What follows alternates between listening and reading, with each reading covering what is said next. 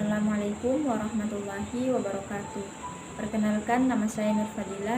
Saya kuliah di Institut Agama Islam Negeri Palopo, Fakultas Ekonomi dan Bisnis Islam, Prodi Ekonomi Syariah, kelas EKIS 1C, NIM 2104010089. Perkenalkan, saya Anggi Mansur dengan NIM 2104010069 dari Program Studi Ekonomi Syariah, Fakultas Ekonomi dan Bisnis Islam, Institut Agama Islam Negeri Palopo, semester 1, kelas C. Baik, jadi di sini kami akan menjelaskan salah satu materi dari mata kuliah aplikasi komputer dan perbankan syariah dengan dosen pengampu mata kuliah Muhammad Akram Hamzah, Eskom Mkom. Jadi materi yang kami akan bahas kali ini yaitu berjudul Sistem Aplikasi Perbankan dan E-Banking yang dipresentasikan oleh Nur Fadilah dan Anggi Mansur.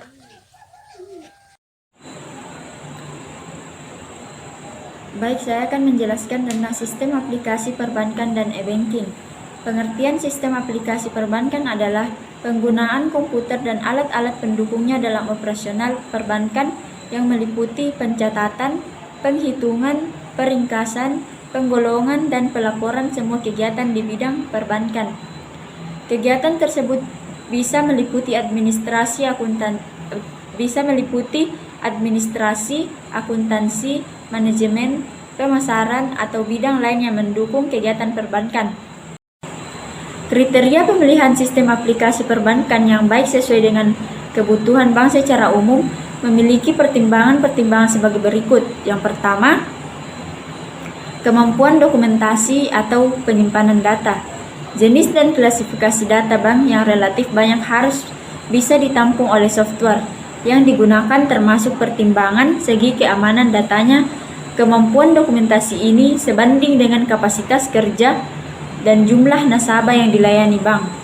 Kemudian yang kedua, keluasan, yaitu operasional bank selalu berkembang dengan kebutuhan yang berubah-ubah walaupun informasi dasarnya tetap sama. Kondisi ini harus bisa diantisipasi oleh software komputer sampai batas tertentu. Kemudian yang ketiga, sistem keamanan. Sistem keamanan data merupakan faktor yang sangat penting di bidang perbankan, mengingat fungsinya sebagai lembaga kepercayaan yang sebagian besar dana yang dikelolanya dimiliki masyarakat. Kemudian yang keempat, kemudahan pengoperasiannya. Pengertian mudah dioperasikan bukan berarti setiap pemakaian user bisa mengakses ke software tersebut, tetapi setiap petugas yang berwenang mudah mengoperasikan proses yang menjadi tanggung jawabnya. Kemudian yang kelima, sistem pelaporan. Data atau informasi yang dibutuhkan harus bisa disajikan dalam bentuk yang jelas dan mudah dimengerti. Kemudian yang keenam, aspek pemeliharaan.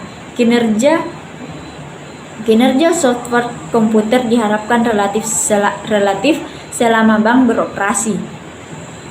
Kondisi ini memerlukan aspek pemeliharaan yang baik secara teknis peralatan maupun modifikasi atau pengembangan software. Kemudian yang ketujuh, source code. Program tersebut tidak bisa dirubah atau dimodifikasi seandainya pihak bank menginginkan perubahan atau fasilitas tambahan dari software tersebut. Kemudian sistem aplikasi komputer yang lengkap dan terintegrasi satu sama lain yang mencakup beberapa hal. Yang pertama, sistem informasi keuangan. Yang kedua, sistem pengolahan transaksi. Yang ketiga, sistem pengolahan aplikasi. Yang keempat, manajemen division. Yang kelima, sistem informasi nasabah. Kemudian electronic banking atau e-banking. Bank yang menyediakan layanan electronic banking atau e-banking untuk memenuhi kebutuhan akan alternatif media untuk melakukan transaksi perbankan. Selain yang tersedia di kantor cabang dan ATM, dengan electronic banking, user tidak perlu lagi membuang waktu untuk antri di kantor-kantor dan kantor-kantor bank atau ATM. Karena saat ini banyak transaksi perbankan dapat dilakukan dimanapun, kapanpun dengan mudah dan praktis melalui jaringan elektronik seperti internet, handphone, dan telepon. Cara mendapatkan e-banking ada 4. Yang pertama yaitu internet banking. Jadi internet banking ini adalah sebuah transaksi perbankan finansial dan non-finansial melalui komputer yang terhubung dengan jaringan internet bank. Jenis transaksi dari internet banking ini yang pertama transfer dana, yang kedua informasi saldo, mutasi rekening, dan informasi nilai tukar.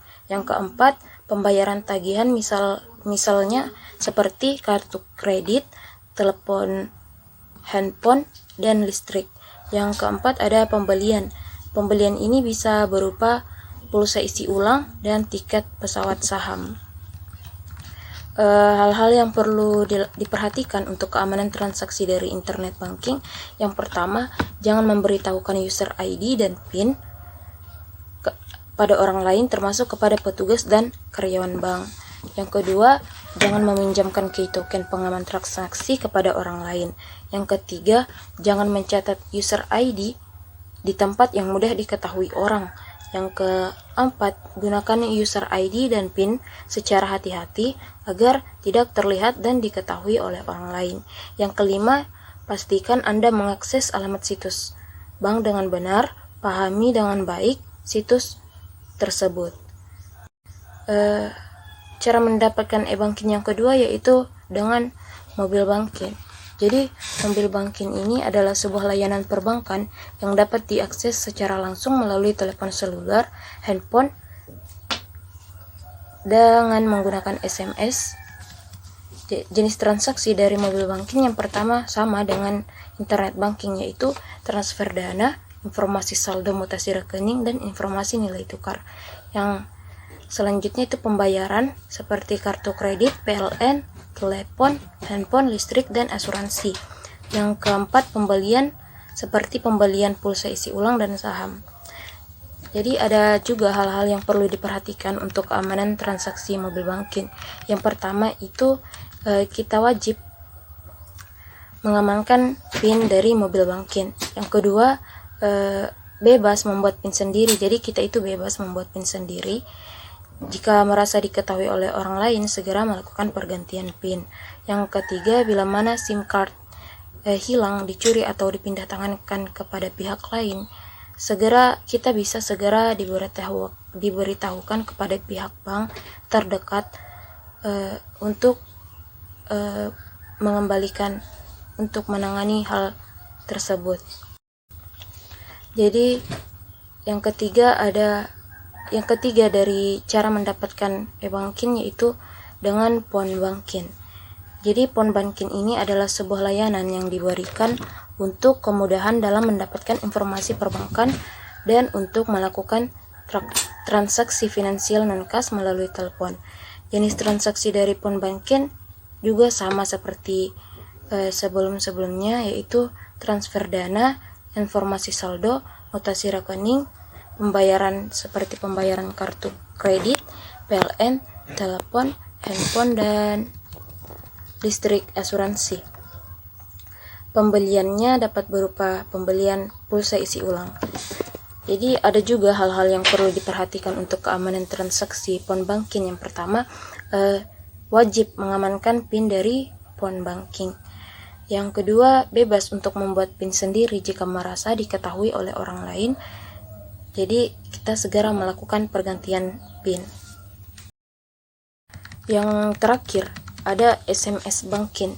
SMS banking ini adalah sebuah layanan informasi perbankan yang dapat diakses langsung melalui telepon seluler dengan menggunakan media SMS. Jenis transaksi dari SMS banking yang pertama ada transfer dana, informasi saldo, dan mutasi rekening. Yang kedua pembayaran, dan yang keempat pembelian isi ulang pulsa. Hal-hal yang perlu diperhatikan untuk keamanan transaksi SMS banking. Yang pertama, jangan memberitahukan kode akses atau nomor pribadi SMS banking kepada orang lain. Yang kedua, jangan mencatat dan menyimpan kode akses nomor pribadi SMS banking di tempat yang mudah diketahui oleh orang lain.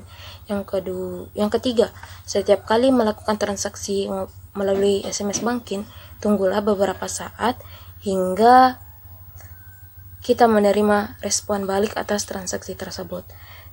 Terakhir, untuk setiap transaksi dari SMS banking, kita akan menerima pesan notifikasi atas transaksi berupa SMS yang akan tersimpan di dalam inbox.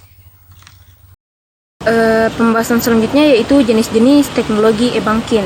Yang pertama ada automated teller machine atau biasa disingkat dengan ATM, yang merupakan sebuah terminal elektronik yang disediakan lembaga keuangan atau perusahaan lainnya yang membolehkan nasabah untuk melakukan penarikan tunai dari rekening simpanannya di bank, melakukan setoran cek saldo atau pemindahan dana.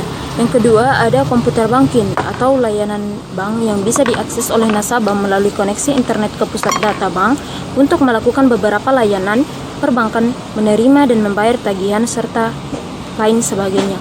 Yang ketiga ada debit or check card, yang merupakan kartu yang digunakan pada ATM atau terminal point of sale yang memungkinkan pelanggan memperoleh dana yang langsung didebit atau diambil dari rekening banknya. Yang keempat ada direct deposit, yang merupakan salah satu bentuk pembayaran yang dilakukan oleh organisasi, misalnya pemberi kerja atau instansi pemerintah yang membayar sejumlah dana atau misalnya gaji atau pensiunan melalui transfer elektronik. Dana transfer dananya langsung ditransfer ke setiap rekening nasabah.